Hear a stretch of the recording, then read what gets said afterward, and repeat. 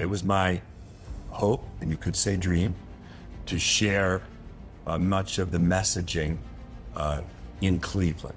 A Rockefeller exhibit in Cleveland would have made perfect sense on the surface. But after a conversation with Medici Museum of Art in Warren, that dream started to pivot. And I have been talking with the Cleveland Public Library for a long time, and I'm sure at some point we will visit there and share material and stories. This opportunity with the Medici Museum came up, and their interest and sincerity in wanting to share it with the community was overwhelming and very much appreciated. So Stephen C. Rockefeller Jr. decided to bring it here. While there is art, the real wow factor comes from all the old artifacts handed down from his family throughout the years. There were some items that took as much as a year to acquire, whether it be negotiation or identifying the location of an item. The good news is that both in the case of my Norwegian family and in the case of the Rockefeller family, with all its tangential branches, because that is a very important component of the exhibit. That's right. Stephen felt it was important to get pieces from his mom's Norwegian side too, and the Rockefeller side, of course. And it's taken years to get to this point. He started collecting in the 80s.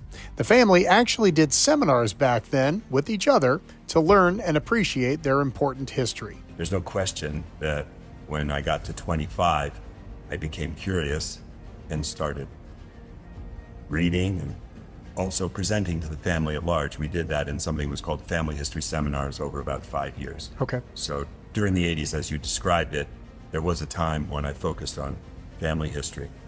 And art had always been something that was around me, something that was enjoyed, but also something I observed in my mother's work.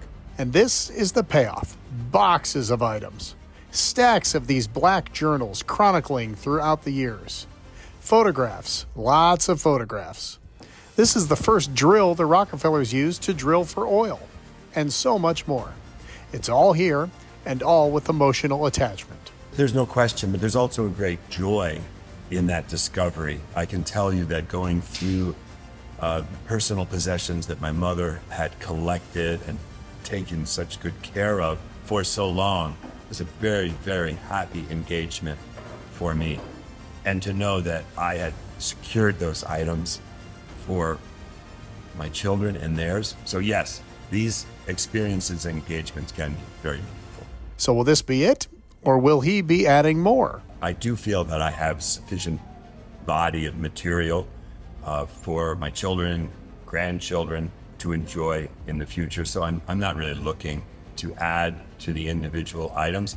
As far as the creative side, I'm sure the temptation will be ongoing to take photographs or do videos or engage in historical documentation.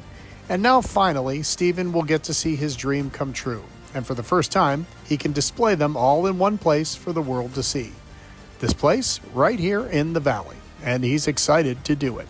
It's very important in life to understand your good opportunities and the grace that comes with it. I do recognize it, and I am very grateful.